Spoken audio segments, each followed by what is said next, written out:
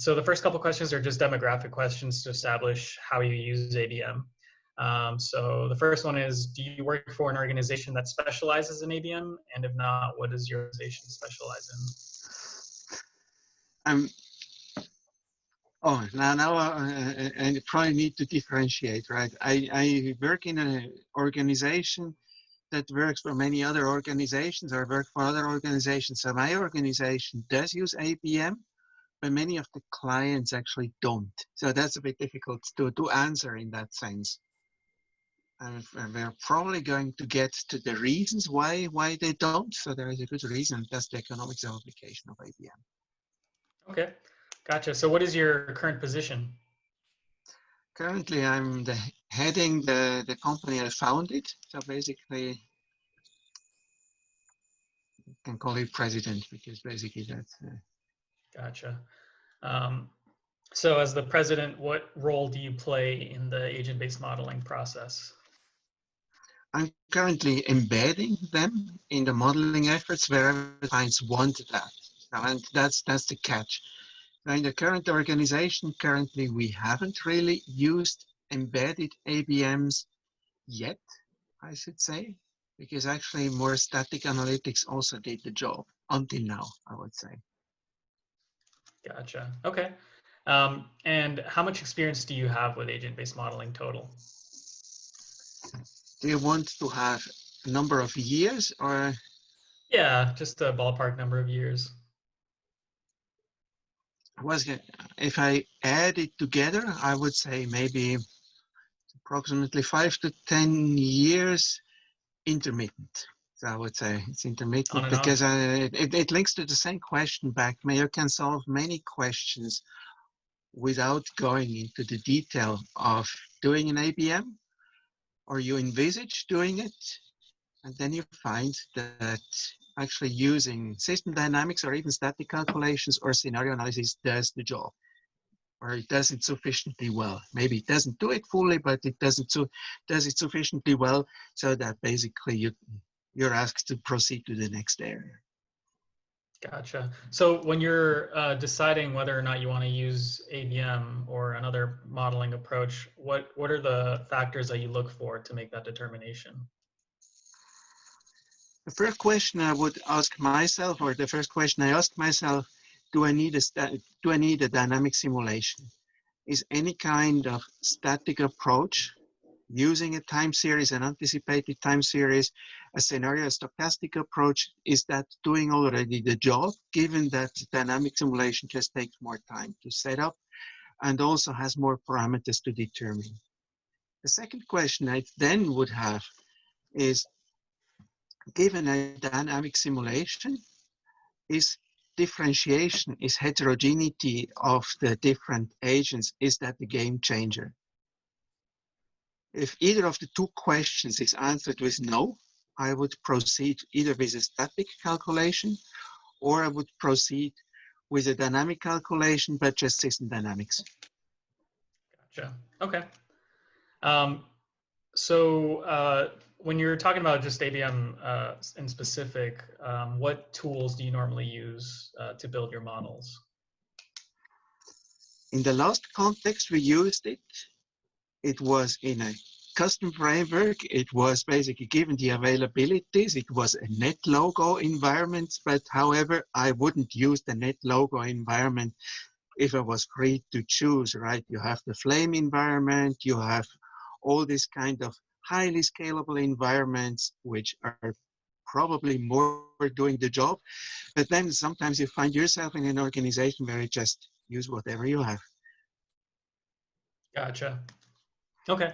So you said that logo isn't scalable. So can you provide an example of another platform or framework that you use that is more suitable for large scale models? Flame, I would. Flame. It's a framework that has actually interesting. I don't know. Are you familiar with the Flame framework? No, I'm not.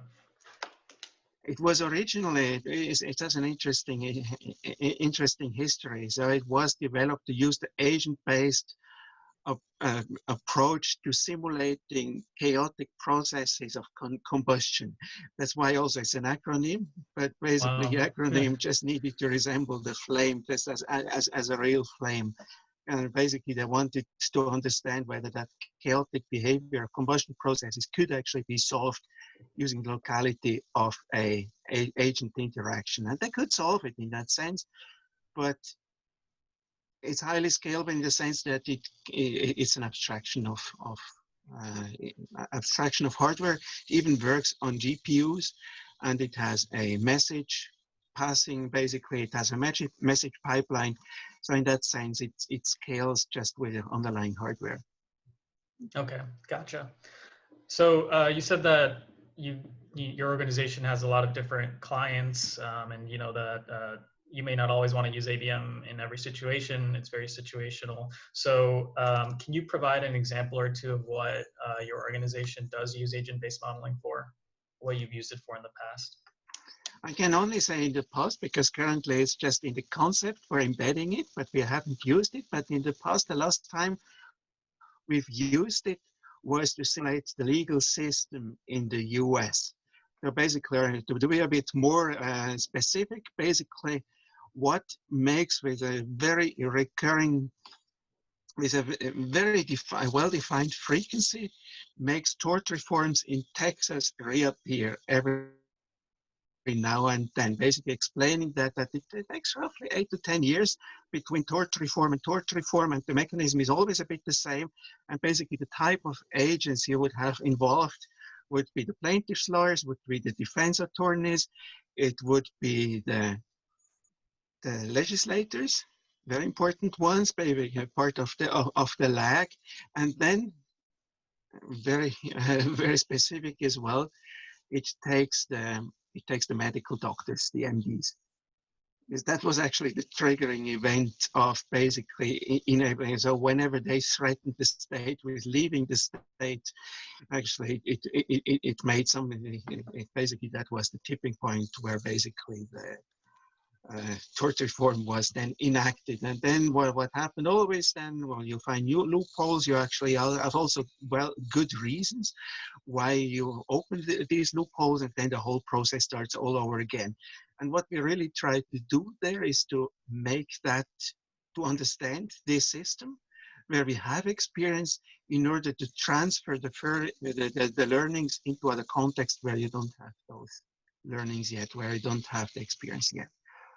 And here the heterogeneity is super important, because basically it's just a matter of how many of those different groups, how many of the members of those groups you have in order to have the change. Wow, that's a very unique approach to agent, or very, very unique use case for agent-based modeling. So that's really cool. So have you seen that, what kind of impact have you seen that ABM has in the decision-making process in general? Do you use it more as like a validation tool or a prediction tool? Great question. I need to generalize that a bit to any kind of dynamic simulation, because basically the answer will be always a bit the same. That so even if you have let's say you just do a system dynamics or even a scenario prediction, very much depends on who basically the decision maker is.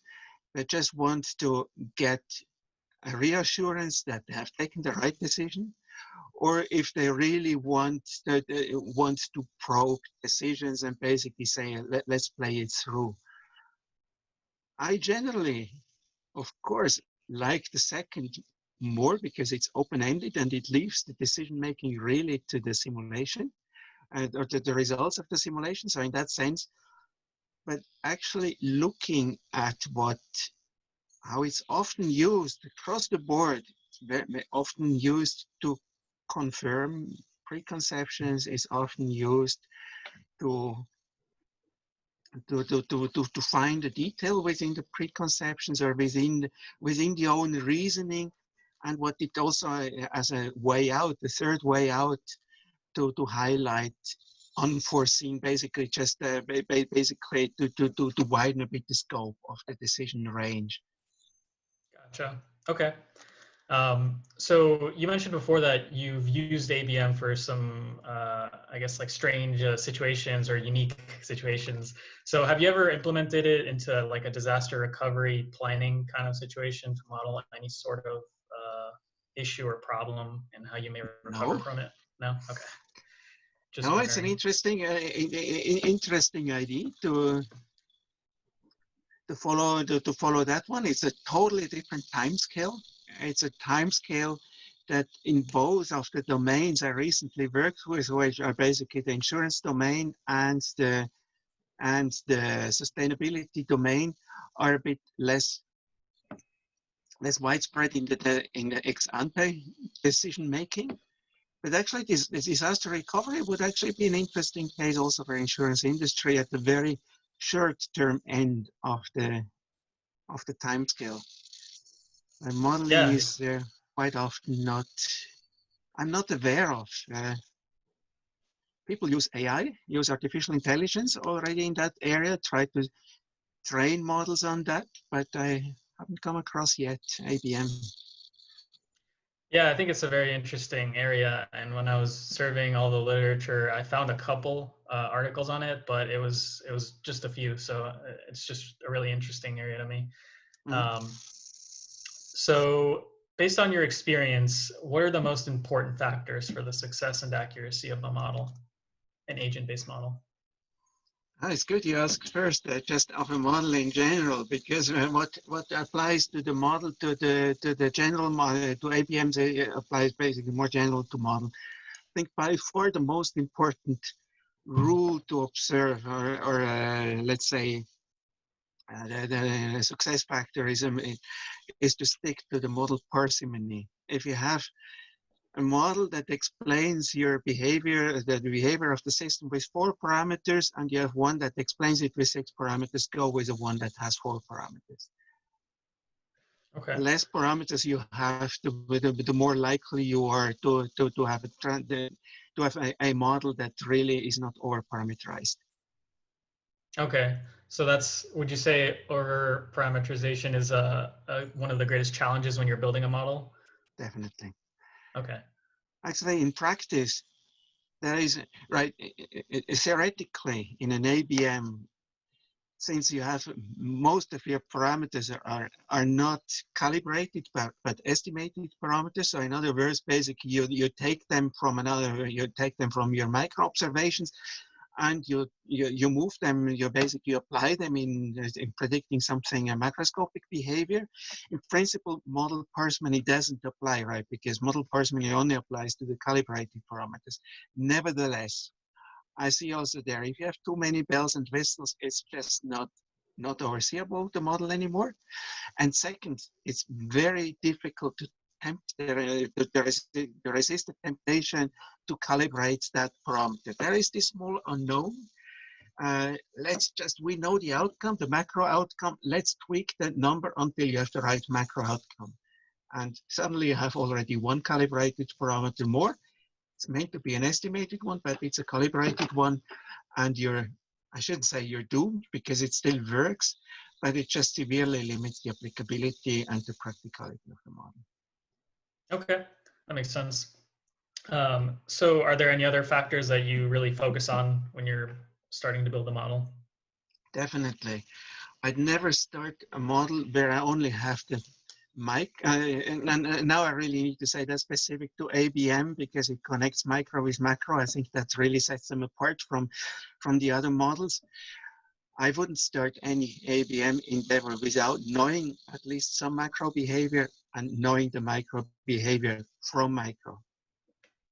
So if you need to Okay. start parameterizing your micro parameters from macro, or if you have no idea what the macro behavior of the system is, I wouldn't start with an ABM, because it's quite likely that basically you're in some space of parameters with unexpected results, very hard to control.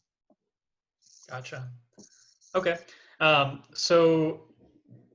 Do you think that formal training is required for ABM, or do you normally see that people without much formal training see success with it? I see most people actually enter the ABM area via another domain. And I would also advocate that basically you enter it while you apply it, you reach out to people who have already experience in ABM and you connect with them, but basically having the perspective of the domain you try to model, I think is as important as basically being acquainted with the methodology of ABM. Okay. That's a good point. And yeah, most of the people that I've interviewed don't really have formal training in it. They just kind of picked it up one way or another, and now they're kind of focusing on it full time. So when your model is complete, how do you measure the success of it? How do you validate that it really is an accurate model? Here, I think is probably the biggest gap between textbook and real life. So in textbook, what I always set out myself to do is right. You have your macro behavior, you have your curves, you have your time series, and if you're not dead on, basically you've got a problem. You identify what was the problem, and you correct until you're there. It exactly worked as in the textbook the first 2 times I applied it. I think that's beginner's luck. Every time later, it was a mix between, well, you have sort of an understanding what is the behavior of the system, no time series, not exact reference, and you just need to find basically user discretion. Has the model now reproduced what you know is the behavior of the system, or has it not reproduced it?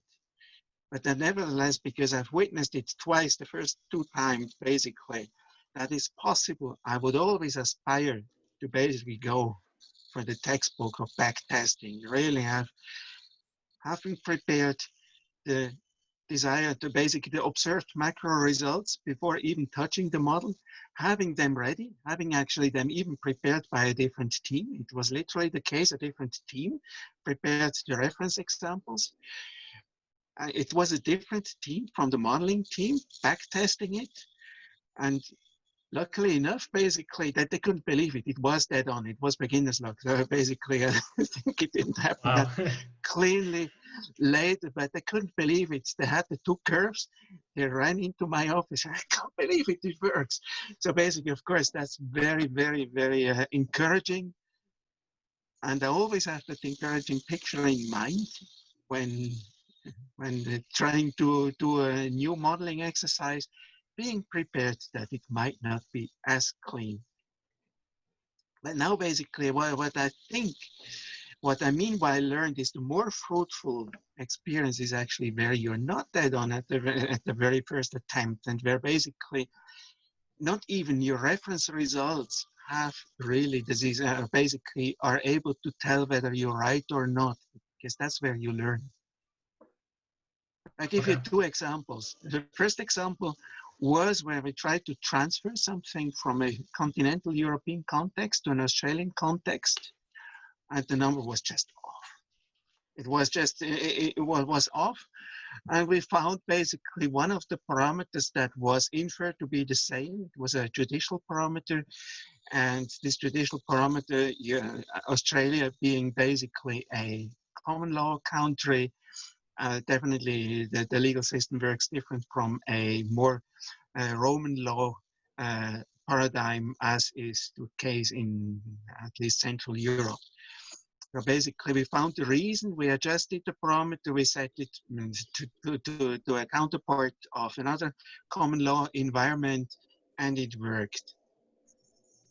The second case was actually that you couldn't tell whether it's right or not, because basically the signal is just not strong enough. You need to find more data, and basically in order to really discriminate between the right or the wrong result.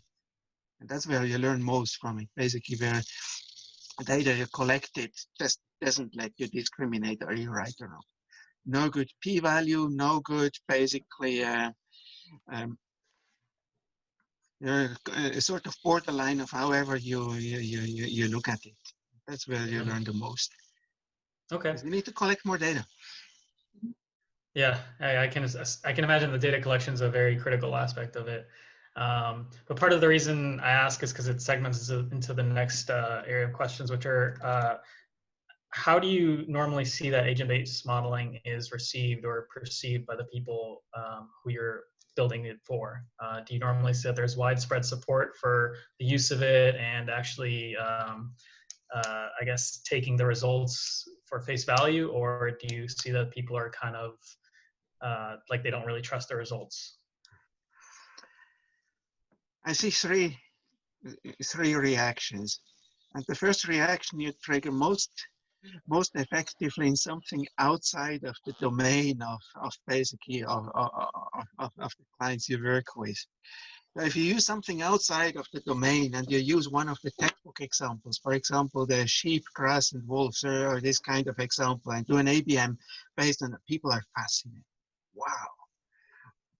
Currently, basically, what you can do is you can do an agent-based simulation, and by the way, that's the most accurate approach, basically, for having for modeling the spread of a pandemic. Basically, just if you have a susceptible, exposed, infected, and removed populations, and you incorporate heterogeneity, people are fascinated. They love it, as long as it's not in their turf. As soon as basically they try to predict something in their area, you see two kinds of reactions. The first one is, oh, actually interesting insight, let's look at it. But the other reaction is, so basically a lot of openness because it opens the eyes for the mechanics of it. The other one, well, it's a black box. I don't understand it, I don't trust it. I've seen both. Okay. So it's generally a mix of that. Yeah. You don't see one more than the other. Okay. And okay, so I'm assuming, do you see a disconnect between people who are familiar with data science and are kind of familiar with agent-based modeling and more of like the leadership types, like in the way that they receive it? Not necessarily, no. It's more a matter of personality, I really think. It's I've seen people outside of the modeling communities that very quickly basically embraced it, looked at it. And I've also seen modelers who were used to basically using autoregressive statistical models, and that's the only answer to modeling something. And I'm quoting now people, you're using improper modeling. So basically it's not like people who are closer to modeling necessarily adopt it more than people further away. It's really a matter of personality. Okay. So last question, what factors impact the cost of building a model? Granularity. Very much, basically, right?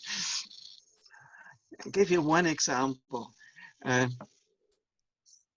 Europe, there was a European Union project to simulate the national economies of the whole European Union, the economics of growth. They basically wanted to simulate that. And initially, they had envisaged to treat the 300 plus million Eurolanders basically one agent each. In the end, they arrived at 1,200 placeholders, with basically I don't know where they are now, maybe they're now at more, and 5 consumer good companies, 1 investment good company, and then the banking system, and it was sufficient. It was sufficient to get the results, and it was much more economical. Wow. Okay. So do you run into a problem a lot where you have very large models with many agents that maybe you require a lot of processing power or anything like that, aside from that situation?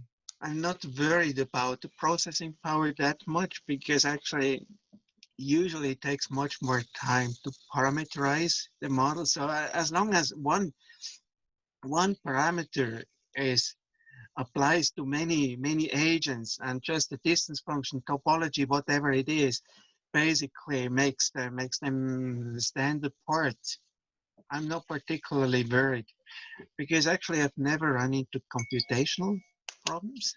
but very much into parameterization problems. Mm. Okay, interesting. Well, those are all the questions that I had.